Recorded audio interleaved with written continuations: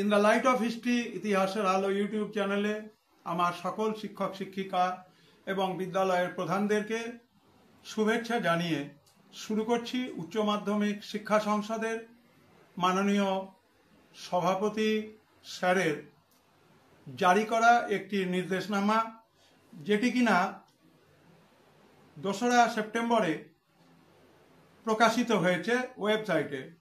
All venue supervisors of semester 3 higher secondary examination 2026.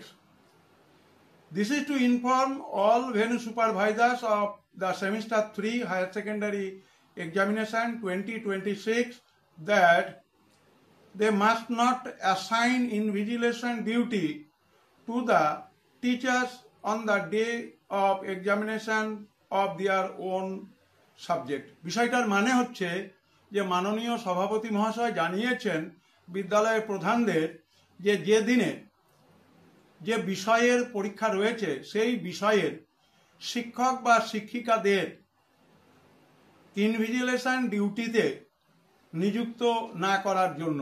আবার বলছি, ধরুন আমার বিষয় বাংলা, অতএব বাংলা বিষয়ের যেদিনে পরীক্ষা থাকবে সেদিনে আমি কোনোভাবেই কোনো রুমের ইনভিজিলেশন ডিউটি পাবো না। দ্বিতীয়, উনি বলছেন the concern subject teacher should also refrain themselves from being present in the examination hall during the examination hour on such day for the sanctity of the examination.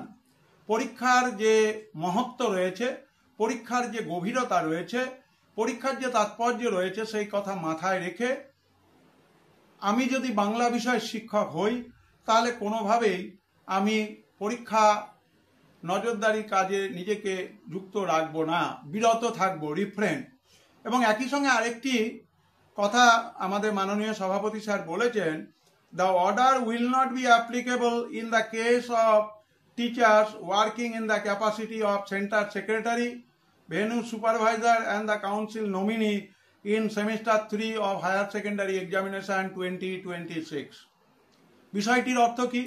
যদি কোনো ভেন্যু সুপারভাইজার বা কোনো centre secretary বা কোনো council nominee, নিশ্চয়ই তারা কোনো না কোনো বিষয়ের শিক্ষক বা শিক্ষিকা, তাদেরকে এই জায়গাতে সংযুক্ত করার ক্ষেত্রে কোনো বাধ্যবাধকতা নেই। অর্থাৎ ধরুন আমি বাংলা বিষয়ের শিক্ষক, আমি কাউন্সিলের মনোনীত একজন প্রতিনিধি হিসেবে কাজ করছি, সুতরাং এক্ষেত্রে